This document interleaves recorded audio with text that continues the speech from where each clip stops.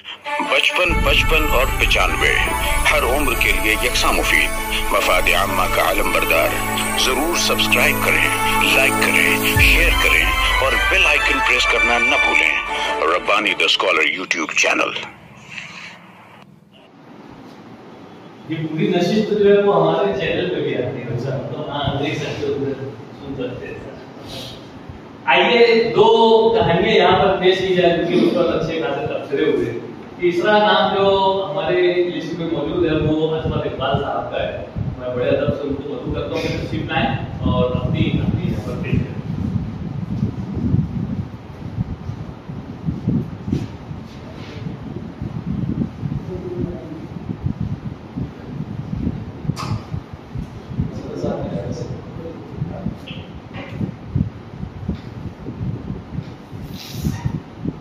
मेरे अफसाने को अच्छे थी तो किसी भी कलमकार किसी भी तरीके की वजाहत नहीं पेश करते, मैं कभी करता नहीं। हमारे मेहमान यहाँ पर जो एक कलमकार की जिम्मेदारी होती है कि समाज में वो जो देख रहा है, जो हालात देख रहा है, उसको अपनी कलम में ज़ेरे पैगाम दे, उसको मैंने पेश करने की कोशिश की और मैं उम्मीद करता हूँ कि आप मान सकते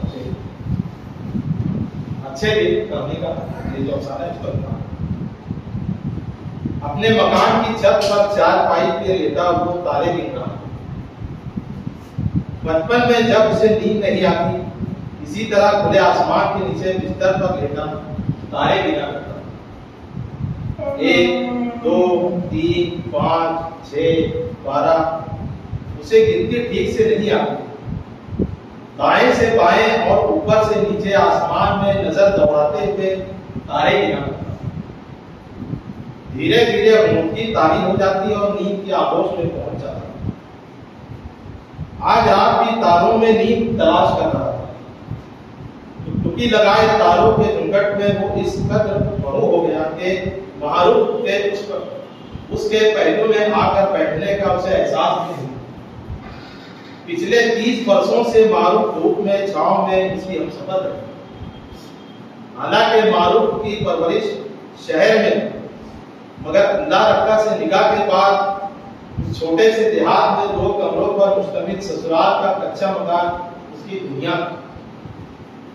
3 साल कबल ससुर कोरोना की बीमारी का शिकार होकर अल्लाह को प्यारा हुआ। उसके 6 महीने बाद भी 7 पर कॉलेज का असर हुआ और तब से वो मारूफ की खिदमत की मोहताज बनी, बिस्तर से चिपकी पड़ी। मारूफ आहिस्ता आहिस्ता उसके बालों में उंगलियां फेरते हुए हो गई। क्या बात है, अब तक सोए नहीं? उसने पलट कर मारूफ की आंखों में देखा। जिंदगी की कठिन मुसाफत के असरात उसके चेहरे पर नुमाया। सावले रूप पर उसकी आंखों की चमक अब भी बरकरार, बिल्कुल वैसी ही जब अल्लाह रखा ने उसे पहली बार देखा। अल्लाह रखा की कोशिश रही कि मारूफ की आंखों में नमी ना, वो मारूफ की आंखों में देखकर सब कुछ जान लिया।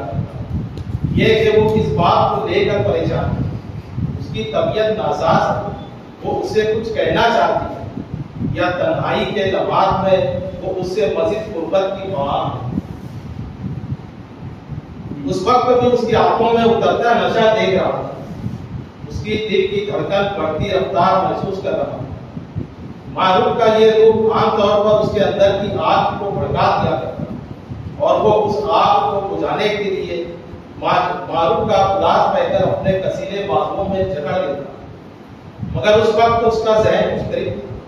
वो उठकर बैठ गया। क्या बात, तुम परेशान दिखाई पड़ रहे हो? अल्लाह रब्बा ने तकिए के नीचे से बीड़ी और माचिस निकाली। बीड़ी जलाकर लंबा कश खींचा और धुआं फजा के उड़ते हुए बोला, हम समझ नहीं पा रहे क्या करें, क्या करें? ऊपर वाले ने हमारी किस्मत में और कितनी परीक्षा रखी। सब ठीक हो जाए। जो दर्द दिया है वही दवा भी देते। बीड़ी खत्म करके वो वापस लेटा तो मारूफ उसके पैर दबाने लगे। कुछ ही पलों में उसके फर्राटों की आवाज झिंगर की आवाज से जुगलबंदी कर रही। बनवास नगर 1500 लोगों पर मुश्तमिल एक बस्ती। पूरी बस्ती में 3-4 परिवार मुसलमान थे। ये परिवार कितने सालों से इस बस्ती का हिस्सा थे, बरसों से वो खुद भी नहीं बता सकते। हाँ, लेकिन वो और उनके बाप दादा यहीं पैदा हुए और पले बढ़े। छोटा सा गांव एक परिवार की तरह था। अल्लाह रखा अपने बाप की इकलौती औलाद। खेत में मेहनत मजदूरी करके परिवार चलाना कुछ मुश्किल ना हो। एक आम इंसान को चाहिए ही था 2 वक्त की रोटी, दर ढाकने के लिए कपड़ा और टूटी-फूटी छत। कभी-कभी बीएसएफ और एसडीएफ के जवान गांव में घुस आते और घंटों घरों की तलाशी ली जाती। गांव के लोग इस अमल के आदी हो चुके हैं। ऐसा उस वक्त होता जब कोई नक्सली ग्रुप आसपास दहशतगर्द कार्रवाई अंजाम देता। अल्लाह रखा ने भी अपनी खानदानी रिवायत बरकरार रखी। बीवी परिवार के लिए एक ही वारिस पैदा कर सके। गांव की प्राइमरी स्कूल में तालीम मुकम्मल होने के बाद उसने खालिद को आगे की तालीम के लिए शहर के कॉलेज में दाखिल कराया। ग्रेजुएशन के दौरान ही पुलिस भर्ती हुई। खालिद ने अपने दोस्तों के साथ पुलिस महकमे में भर्ती की जिद पकड़ी। ना चाहते हुए भी अल्लाह रखा ने मारूफ के कहने पर हामी भरी। 6 फुट कद, चौड़ी छाती और कसीले बदन के सबब उसका इंतखाब हो गया। ट्रेनिंग पूरी कर जब गांव में मरकूज गांव पहुंचा तो सरपंच की जानिब से उसका इस्तकबाल किया गया। ढोल नगाड़े के साथ दर्जन भर से ज्यादा लोग उसे घर छोड़ने आए। 2 महीने माधोपुर में मुश्किल रहने के बाद उसे फूलपुर के एमएलए, जो कि रियासत के वजीर दाखिला भी थे, उनके बॉडीगार्ड के तौर पर तैनात कर दिया। गांव के लोगों में अल्लाह रखा का रुतबा मजीद बढ़ गया। वो सीना तान कर चलने लगा। मां जब कुएं पर पानी लाने जाती या तालाब पर कपड़ों की गठरी उठाए पहुंचती तो गांव की दूसरी औरतें उसके साथ बड़े एहतराम से पेश आती। उस शाम अल्लाह रखा गाय के लिए खेत से चारा लेकर घर की जानिब वापस हो रहा था। दूर से ही उसे अपने आंगन में भीड़ नजर आई। उसे आता देख वहां मौजूद लोगों में से कुछ लोग उसकी तरफ आगे बढ़े। उनमें से एक ने चारे का बोझ उसके हाथों से लिया और दूसरे ने कांधे पर हाथ रखते हुए कहा, देख अल्लाह, जो भगवान को मंजूर हो वही होता है, तो हिम्मत रख। वो सवालिया नजरों से उसे देखने लगा और जब उसे उसके सवाल का जवाब मिला तो उसकी तिरियां लुट चुकी थी। कुछ देर पहले मंतरी साहब पर नक्सलवादियों ने हमला बोल दिया। मंतरी साहब तो बच गए, मगर उनकी हिफाजत में लगे 4 जवान मारे गए। उनमें खालिद भी था। बड़े मान सम्मान के साथ खालिद की आखिरी रसूमात अदा की गई। बड़े बड़े ऑफिसर और मंत्री इसमें शामिल हुए। गांव में गोया मीडिया का मेला लग गया और फिर जल्द ही सब कुछ खत्म हो गया, जैसे कुछ हुआ ही था। इस सदमे से निकलने में उन्हें महीनों लगे। गांव के एक पढ़े लिखे आदमी ने मशवरा किया कि मंत्री जी से मिलकर खालिद की मौत के बाद हुकूमत से मिलने वाली कुछ माली मदद की बात करें। अल्लाह रखा के लिए अपने जिगर के टुकड़े के चले जाने के बाद रुपयों की कोई उकत नहीं, लेकिन मां महीनों बिस्तर पर पड़ी। सोचा कुछ रुपए मिल जाए तो बेहतर इलाज के लिए शहर के किसी अच्छे अस्पताल में दाखिल किया जा सकता है। अरे भाई, मसला ये है कि तुम्हारा बेटा का नाम रहा होगा? मंत्री साहब ने मुंह भरे बांध के धूप की पिचकारी मारते हुए पूछा। खालिद, अल्लाह रखा ने याद दिलाया। दरअसल उनकी पोस्टिंग अग्निवीर योजना में भी रही। ये योजना में परमानेंट नौकरी नहीं ना रहती है। हम देखा कि कुछ हो सकता है, बस ये है कि तुम बार बार आई कि हमें परेशान ना करना। हम बहुत बिजी रहते हैं, सारे प्रदेश का जिम्मेदारी है अपने कामों पर।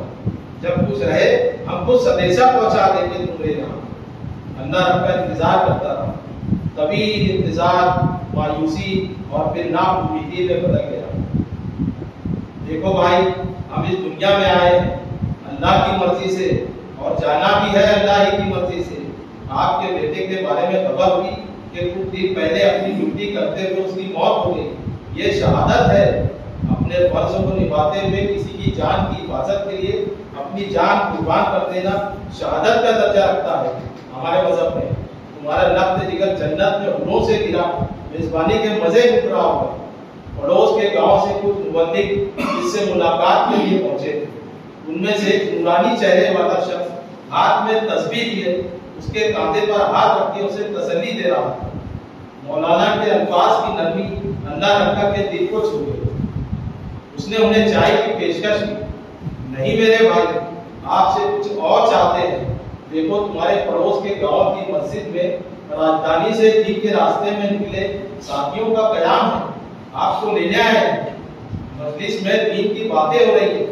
इंशाअल्लाह आपके साथ मसाइल, आपके तमाम मसाइल और तकालीफ दीन के रास्ते में निकलकर हल हो जाएंगे। चलिए कमीज पहन लें, हम ईशा बाद आपको वापस घर पहुंचा दें। अल्लाह रखा जुमा की नमाज बड़ी पाबंदी से अदा करता था। गांव में मस्जिद ना होने के सबब पड़ोस के गांव में अपनी साइकिल पर जाया करता। इतने मोतबर लोग उसे लेने उसके घर आए, वो फौरन तैयार हो गया। वो उसे अपने साथ मोटरसाइकिल पर बिठाकर मस्जिद ले गए। मस्जिद में 20-25 आसपास के देहातियों को इकट्ठा किया गया था और उन्हें राह रास्त पर आने और दीन से कुर्बत की तलकीन की जा रही। देखिए हम बड़े कारोबारी लोग हैं, अल्लाह का दिया सब कुछ है, लेकिन अपना लाखों का कारोबार अल्लाह के भरोसे छोड़ बस दीन की दावत के लिए निकल पड़े। आप लोग हमारे दीनी भाई हैं, अगर आप दीन से महरूम रह गए तो अल्लाह हमारी पकड़ करेगा। मौलाना की बातें सुनकर अल्लाह रखा बड़ा जज्बाती हुआ जा रहा। कुछ देर के लिए दुनिया से बेखबर हो गए।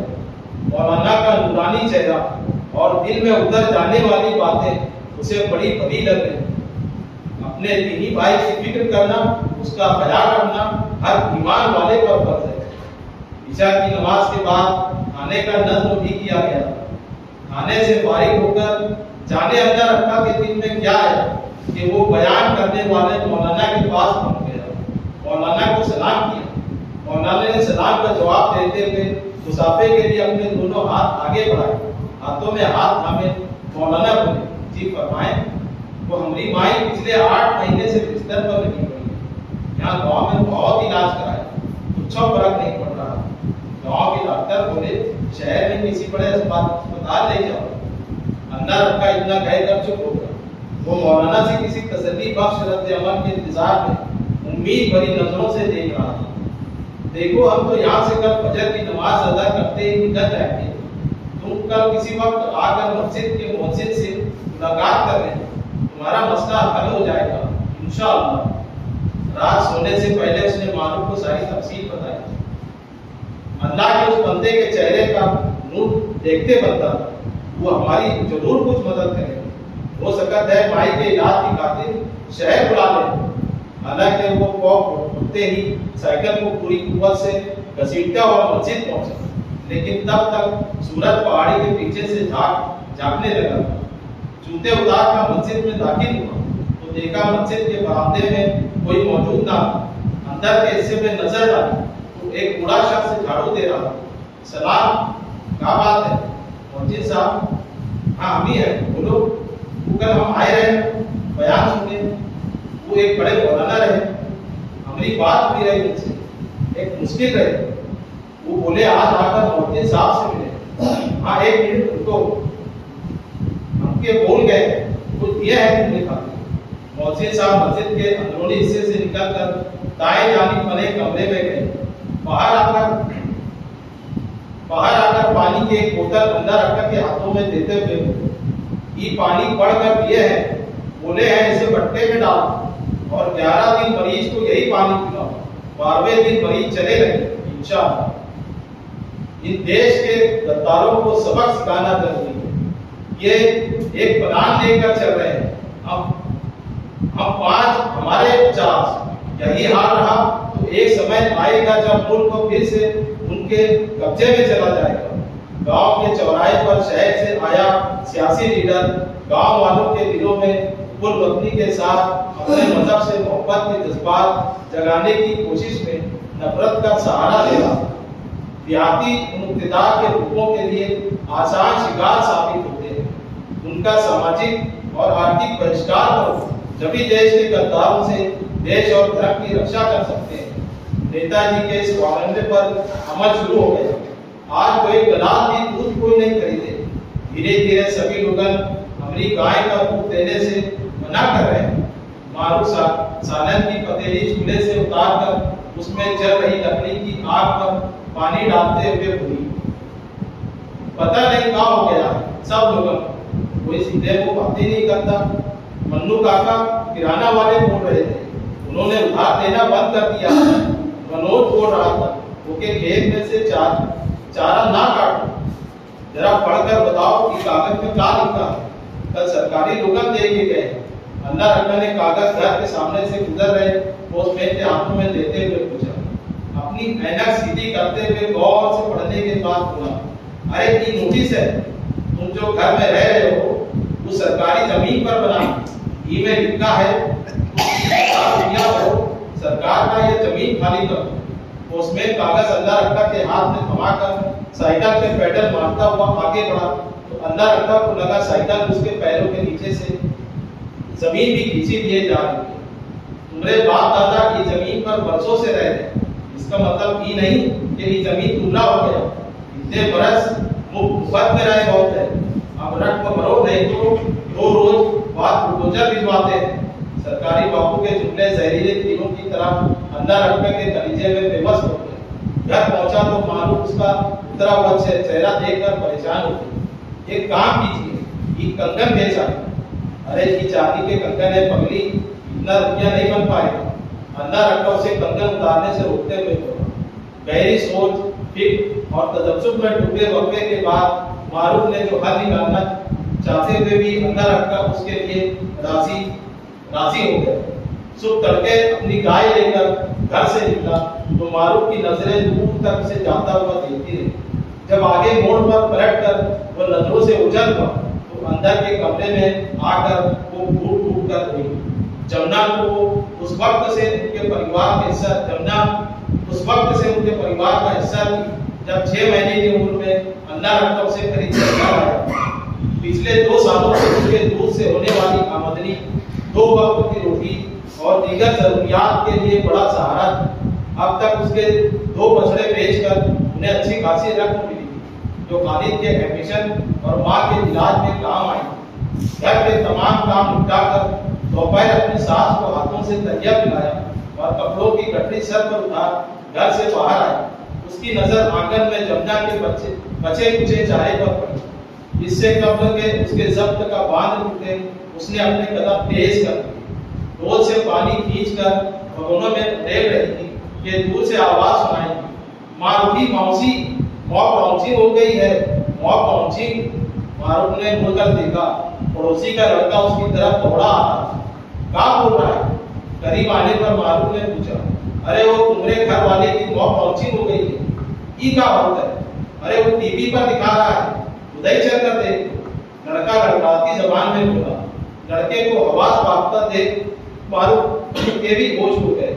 उसे लगा कुछ तो बहुत बुरा हुआ है। लड़के के पीछे तेज कदमों से चलाए वहां मनुराम की किराना दुकान पर भीड़ इकट्ठी। सभी लोग टीवी पर नजरें जमाए खड़े थे। मारूफी मौसी, लड़के की आवाज सुनकर सब लोग मुड़कर देखने लगे। कुछ ने उसे रास्ता दिया ताकि टीवी का मंजर देख सके। एक मर्द के दोनों हाथ पेड़ से अलग रखकर पीछे की जानिब बांधे हुए थे। उसकी गर्दन एक जानिब लटकी हुई जिसमें नौजवान अधपराना था। आप सब न्यूज पर एक्सक्लूसिव लाइव मंजर देख रहे हैं। ये शख्स गाय रक्षक दल के हत्थे उस वक्त चढ़ गया जब एक गाय को कत्ल के मकसद से ले जाया जा रहा था।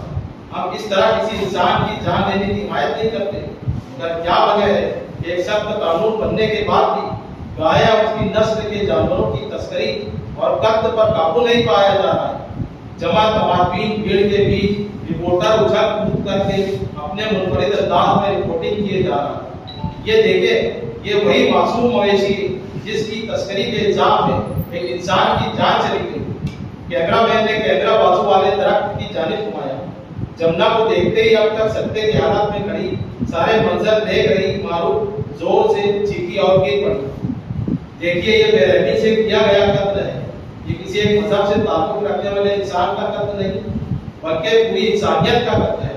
मारूफ का अंगन के बीच और कैमरा में से भरा हुआ था। दरमियान में चारपाई पर अंदर रखकर की बात चारपाई पर पड़ी। मारूफ घूंघट खींचे मजहबी रहनुमाओं के दरमियान चारपाई के पास अपनी सास के सिराने खड़े। उलमा की जमात के साथ एक कद-आवर सियासी लीडर भी मौजूद था, जिसकी शनाख्त कौम के रहनुमा के तौर पर होती है। उलमा की जानिब से बयान पूरा हुआ तो कैमरे उस लीडर की जानिब घूम गए। एक मासूम की कुर्बानी जाए नहीं जाएगी। मौजूदा हुकूमत को उसका हिसाब देना होगा। यह हुकूमत की नाकामी है, जिसका नतीजा उसे आने वाले इंतखाबात में भुगतना होगा। बयानात का सिलसिला होगा तो ऐलान होगा। जमात उलमा कौम की जानिब से 2 लाख रुपए और इत्तेहाद कौम की जानिब से 3 लाख रुपए की रकम बतौर ताउन शहीद की बेवा को अदा की जाती है। आलिम साहब के हाथों 2 चेक मारूफ के सुपुर्द किए गए। कौमी रहनुमाओं की ये हमदर्दी और अपनी कौम के लिए इशार और खुलूस का जज्बा कैमरों में कैद हो रहा था। अंदर रखा की माँ का जिस्म बेहद चारपाई पर पड़ा था। उसकी नजरें मारूफ की जानिब थी। उसके आंखों में अजीब सी रोशनी मौजूद आई थी। उसकी नजरें कह रही थी, शायद लेके अच्छे दिन आ गए।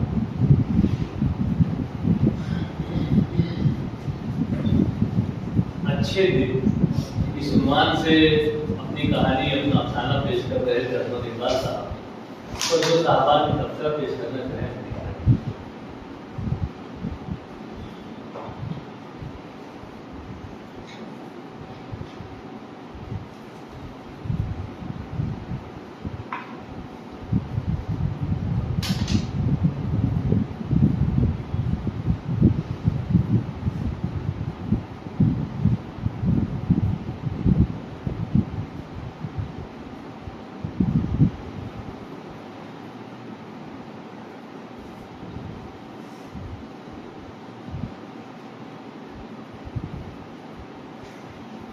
बोलने वालों की तादाद कम महसूस हो रही है। बहरहाल हज़रत इकबाल साहब का अफसाना उन्वान से ही जाहिर हो रहा है। अच्छे दिन, जैसा कि उन्होंने हल्की सी वजाहत की थी कि मौजूदा जो मुल्की हालात चल रहे हैं और उसमें जो कुछ सियासी लीडरान जो है जो अपना मुफाद हासिल करने के लिए मुख्तलिफ हथकंडे इस्तेमाल करते हैं और उसमें जो वाक़यात जो तसल्सल से जो सारी चीज़ें हमें महसूस होती है, हम अखबारात के जरिए से टीवी वगैरह में ये सारी चीजें देख रहे हैं, चाहे मॉब लिंचिंग हो, चाहे गुर्बत का हमारा कोई परिवार हो, या फिर किसी की शहादत का मामला हो, चाहे नक्सलवाद में हो, चाहे अपनी दहशतगर्दी का एक वाक़या यहाँ पर भी हुआ पहलगाम कश्मीर में, चाहे इस पस मंजर में हम देखते हैं। तो मुल्क के हालात जो है वो दिगरगुन है और उसमें जो चाहे वो यहाँ पर उलमा के ताल्लुक से भी आपने बताया कि मस्जिद में जो जमात आई हुई थी उन्होंने पानी फूंक कर दे दिया और कोई मदद नहीं की, जहाँ तक मैं समझता हूँ। तो इस तरह से जो वाक़यात हो रहे हैं, ये समाज का जो ताना वाना पूरा बिखर रहा है, जो टूट रहा है, ये उसकी तरफ इशारा करने वाला ये पूरा अफसाना था। जहाँ तक मैं समझ सका, मैं मुबारकबाद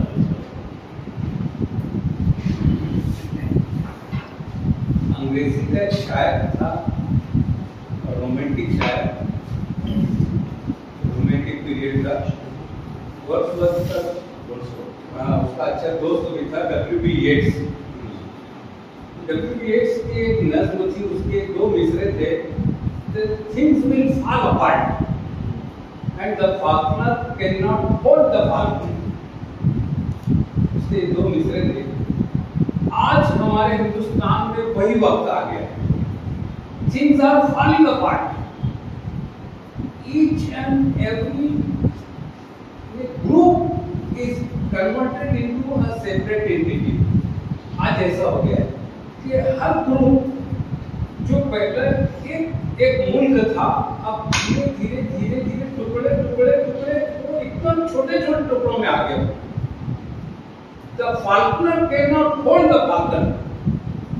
आज जो बाज मुल्क का जो है, यानी हमारे मुल्क की जो उसकी जिसको हम यानी उसमें बाज जो परिंदा जो शिकार करता है, हमारा मुल्क का यानी वो जो तरक्की का जो लेवल था, उसको अगर हम वो बाज समझे और वो फाल्कनर जो इस मुल्क की तहजीब जो फिक्र थी, जो उसको पकड़ में रखती थी और अपनी मर्जी से चलाती थी, आज वो बेबस है। आज हम एक धारा पर, एक सोच पर नहीं ला रहे हैं।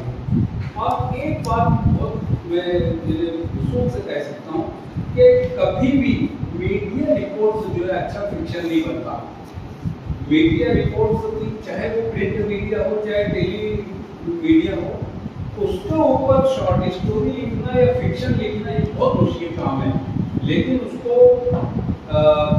अजमत इकबाल ने बहुत खूबसूरती से, यानी जहाँ पर उनका कदम लड़खड़ा सकता था, मैं बहुत गौर से सुन रहा था उनकी कहानी के कुछ ऐसे मुकामात थे कि जहाँ पर उनका कदम या उनका कलम लड़खड़ा जाए, उन्होंने बहुत बचकर अपना दामन बचाया। और कहानी के जो बुलंद थी उसमें जो जज्बाती जो उनसे रखा, जगह जगह जगह जगह उनका टेम्पो गिरने नहीं पाया, वो मुसलसल उठता चला गया। वो बहुत खूबसूरत है। हमारे यहाँ सिर्फ एक गुजराती राइटर जो हिंदी और इंग्लिश में लिखता है, मेरे ख्याल से उसी में मीडिया की रिपोर्ट, यानी जो डे टू डे लाइफ में पॉलिटिकल इवेंट्स जो उसके ऊपर जो फिक्शन लिखा है, वही एक कामयाब राइटर है जिसको पूरी दुनिया में, और उसका एक छोटा सा पार्टी सा नाम है कि पुणे में जब बुक एग्जीबिशन का, वो बुक एग्जीबिशन में गया, उसको बहुत पसंद है वो राइटर। तो उसकी किताब देखा तो मैं कह मतलब यार इसका एक नया नावल आया है, लेकिन वो किताब देख के और पीछे की साइड पर उसकी जो कीमत देखा तो बुक मैंने वहीं रख दिया। 180 पेज या कुछ किताब थी, लेकिन कीमत 9,000 थी। बस बाहर मैं वो रखकर चला आया। और इत्तेफाक से अभी पीछे जब मैं दिल्ली गया, वो आदमी अभी बॉम्बे में पूरा 92 ईयर्स हो गए उस राइटर के, तो दिल्ली में एक दिन के लिए वो हमारे वर्कशॉप में आए थे। और उनसे हमारी मुलाकात हुई, उन्होंने कहा कि आपका ये नावल, बोले हाँ उसकी कीमत बहुत ज़्यादा है, तो फॉरेन पब्लिकेशन है उसका, तो हमारे इंडियन करेंसी में उसकी कीमत जाहिर बात है वो बहुत ज़्यादा होती है। एक किताब शायद 75 पेज की थी, इलेक्ट्रॉनिक्स थी, लेकिन इंग्लैंड से छपी थी, तो 0.75 उसकी कीमत थी। मैंने वो बुक वाले से कहा वो पॉपुलर बुक देखो, देखने पर है वो पॉपुलर बुक देखो, ये बुक बहुत मशहूर है।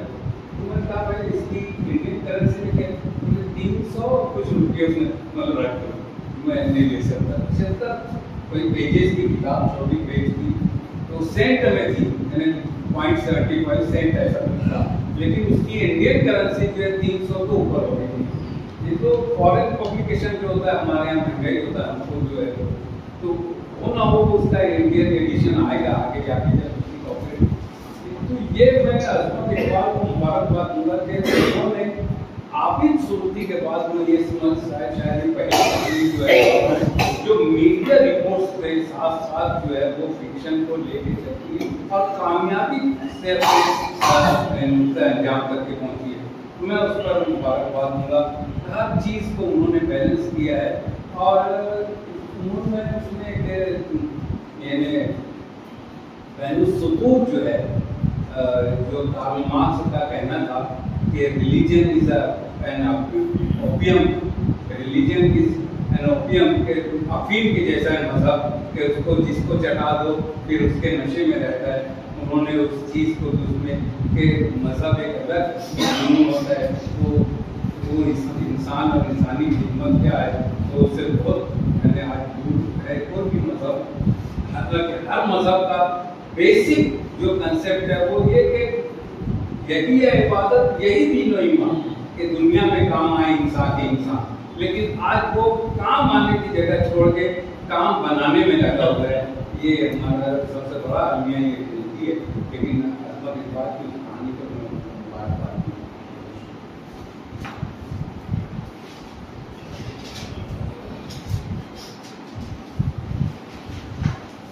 अजमत इकबाल साहब की कहानी पर जो है फरकी सर ने बहुत खूबसूरत तबसरा पेश किया, जामे फसल तबसरा हुआ। आइए आखिरी कलाकार हमारी आज की इस नशिस्त के मोहतरम हारून अख्तर साहब है, जो कि अदालत में दीवान अदब के सदर भी हैं, अफसाना निगार हैं, बहुत अच्छे अफसाने पेश करते हैं। मैं गुजारिश करता हूँ